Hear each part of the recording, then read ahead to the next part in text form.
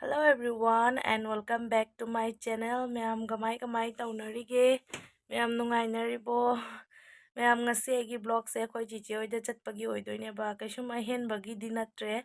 Adum chattoini aise talle hujikti mayam na sukhangi duni ko khoi inembok kharani gi khoi inembok ki mache gi mayumda leiba chatkhie ba ko duduna aiga khoi nupaga tane ba ko leirise jumda do khoi nupadi na side gi duty ne na chat khare do mana duty chat khraga aise saradin ithanda ngaire ba ithanta mobile su kyam jengdoi no tanjale adugaidi dum laibada tanjale ba tanmaduna aina khalle ki ngasi se chiche hoida oina chatlage adugaidi chiche hoida na dum time pass oye ba myam kai gino aidi angang singju laibanina dum time pass oye gi ba ado hojik dum chatlaga horen sanane duty halakpaido dukanna dum halakani aba punna talleba ado chichega su jikta phone sunareba chichena phone tawre kaidawrige aina dum lay hippi khole aina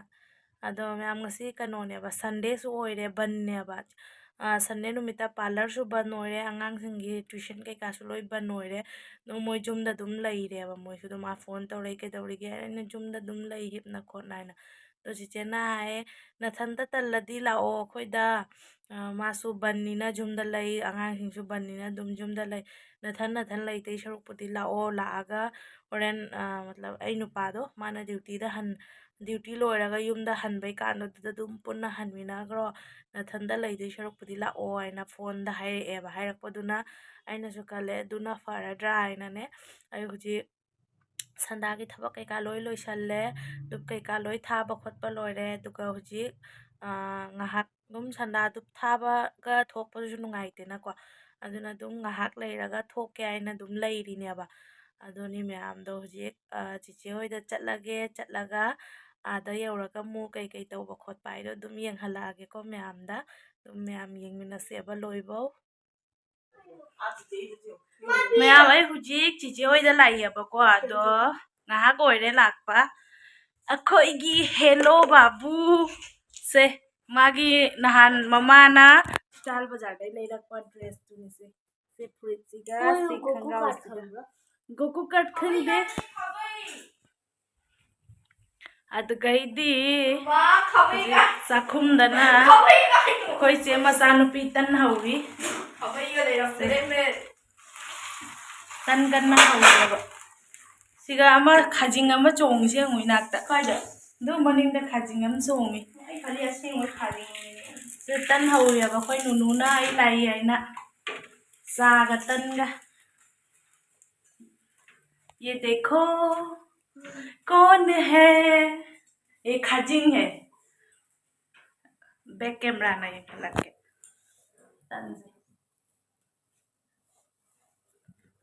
recipe knee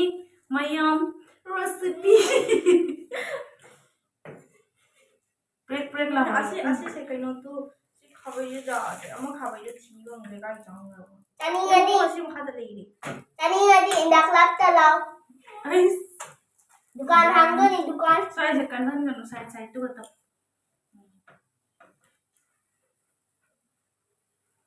indak lakta law ko tani ngadi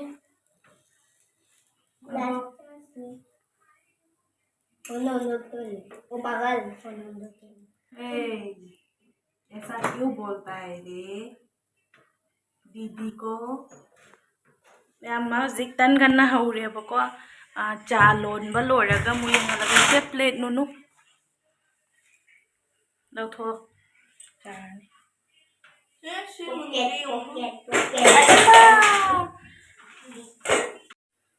मैं मुझे अखोई नुगी तन लोरे तन होबा लोरेबा को मासिगा कन्ना चामु lolly ला लोला ला फज्जना संगम जिनी गाय ची हापरे हाप्रबा से दूध कनो तौबे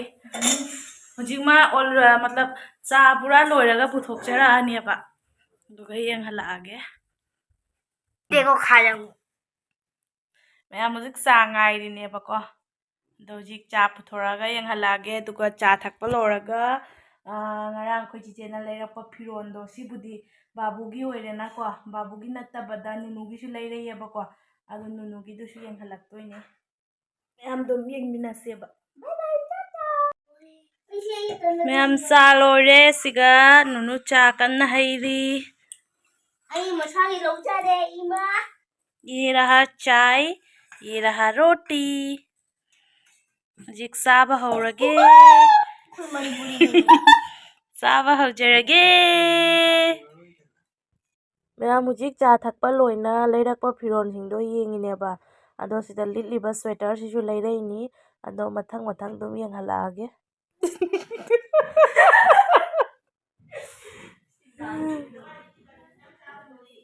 ꯍꯪꯒꯥꯝ ब्लैक सेम का नाइट सूट मुझे लो अंदरो अंदरो नाइट सूट अतैदी मैम सिना बाबू की फुरिटने अदैदी सी खंगाव सेम सी पाइबिउसे सी खंगाव सेम गा लेरे अतै ममाई सु लेरकपनी ममाई फुरंग